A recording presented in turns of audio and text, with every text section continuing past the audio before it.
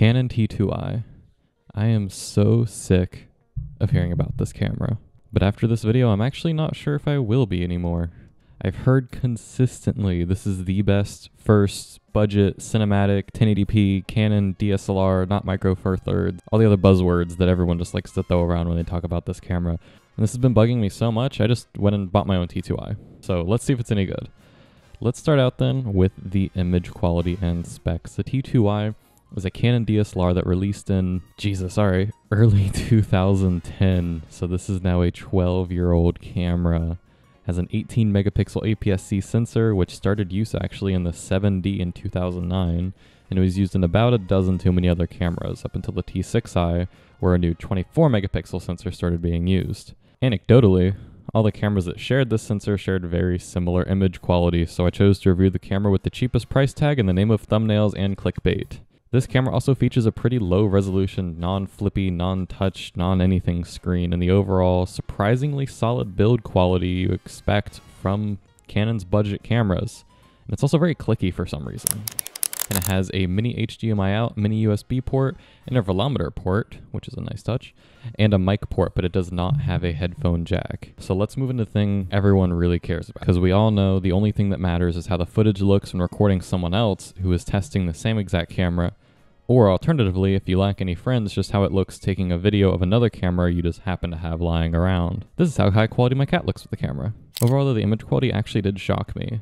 Not in a clickbait over-exaggerated way either. At lower ISOs, like 100 to 400, I was insanely shocked with how well this camera compared to my 80D, a camera that came out 6 years later. And it's actually pretty reasonably sharp, and the images are really damn clean with pretty decent dynamic range. I had to keep the dynamic range in mind more than I normally would when I would be shooting, but it is still, it's perfectly usable, especially if you're shooting in RAW. But when raising the ISO, things got grainy pretty fast. At about ISO 1600 or above, the images just aren't usable anymore, at least for me. Maybe you'd want to go higher.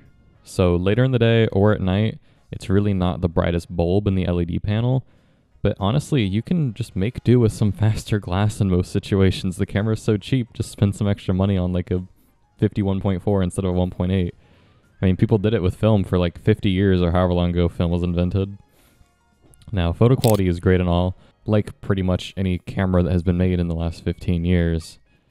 But when people rave about this camera, a lot of what they talk about is the video quality, and that's kind of where this actually started to let me down. The video, honestly, it's not that bad.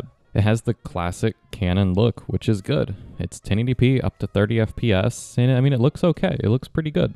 You could easily use this as a great camera for YouTube if you're starting out or you're just learning how to use a camera. It's really not that bad. And dynamic range is, I would consider it acceptable. And the bitrate, at least, if the internet is accurate, is about 21 megabytes per second, which doesn't leave much data for grading, especially considering it shoots 8-bit 420. That isn't a big deal though, because it's a Canon camera. It's a budget Canon camera. The whole point of this camera is the footage isn't meant to be graded. It's meant to just look great out of camera, and it does. Overall, it has really decent video that pairs really well with modern Canon cameras too. Yeah, it's not as sharp and it does have less dynamic range, but if you're doing something that is less friendly to your cameras, like the burnout that was planned for this video until my car started leaking a quart of oil a minute, thanks Nissan, it'd be perfect for that. Or just, as a B cam if you actually use your cameras for something worthwhile and not pointless. Now, I know I said the video disappointed me, and then I said the video quality is great. Honestly, really, really good for the price. I paid $150 for mine. Came with the battery grip, charger, like 50 batteries, I don't know. My problem comes with the usability of video mode. I'm not going to say it's unintuitive. It's Canon. It's easy to figure out and use. It's strange. I'm assuming because of the limitations of the time, but the problems do still exist. For example, when trying to use autofocus in video, it'll change your exposure. I'm assuming this is to help focus on darker areas just because it's an older camera. No problem. I understand. Not a problem at all. But the problem is it actually shows up in your final recording and it completely ruins any of your shots because it just looks terrible. And speaking of autofocus in photo mode through the viewfinder is great. It's really close to my 80D. People have been using autofocus since the film era, and I didn't have too many issues with it. In video mode though, due to this being an older camera and the aforementioned exposure issue, along with how slow and inaccurate autofocus is in video, I pretty much consider autofocus completely unusable for anything either in live view or photo mode.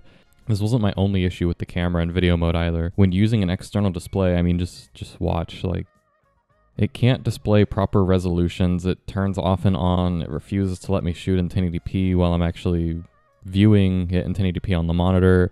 Sometimes it just doesn't want to actually send out the signal. I don't know if that's my copy or not, it wouldn't be as big of a deal if it did have a good screen, but this has a low-res, non-movable screen.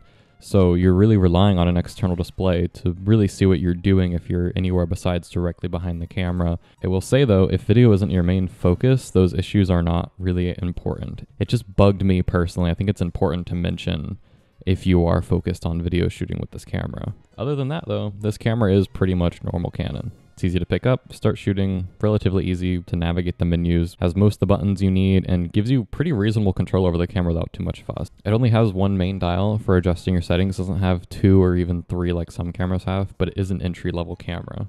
And the ergonomics are, well, they're Canon.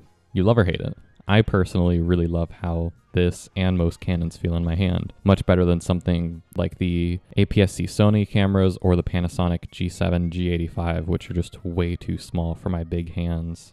And there's one last thing I think is important for this camera, the platform.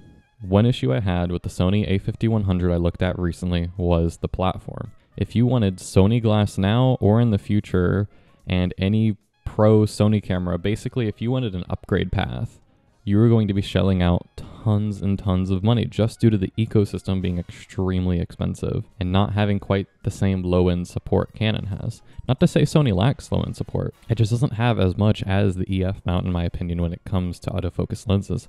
If you're mainly a video shooter, you can adapt whatever you want to Sony, including vintage lenses, leaving you a large amount of budget options. That is, if you're okay with autofocus either not working at all or just not being very good. The T2i is the opposite. It uses the standard EF mount, so you can't adapt as many lenses. For example, Canon FD lenses.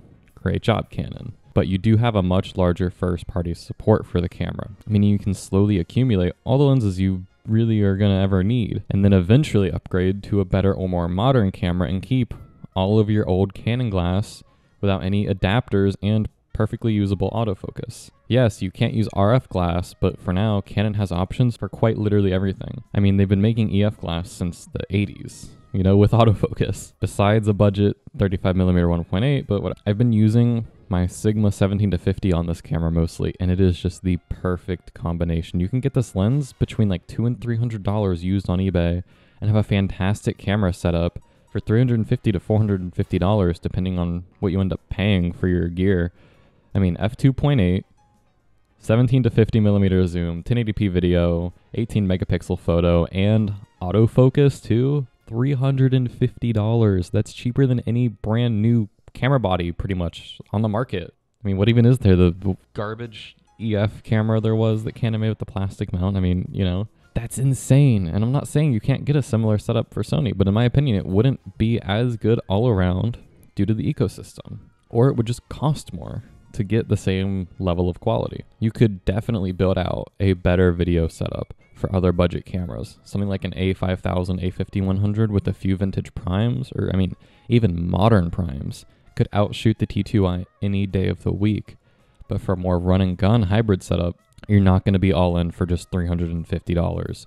And they won't be as usable when it comes to battery life, photo autofocus, and just basic things like menus and navigating. Sony menus used to suck, man. But for video and older mirrorless is most likely going to be a better deal than the T2i. So overall, really solid camera. I get why people talk about it so much now. I'm not sure if it's the best all-around camera for the price, but I really can't think of anything else that's a better value. The T2i's main advantage is being good at a little bit of everything. It's a jack of all trades and extremely easy to use, making it a great first camera for experimenting. You can do whatever you want. You can do photos, you can do video, you can, you know, throw it at a wall and see if it breaks. I don't know. So just keep in mind what you're going to do with your camera, and that'll help you decide which way you want to go.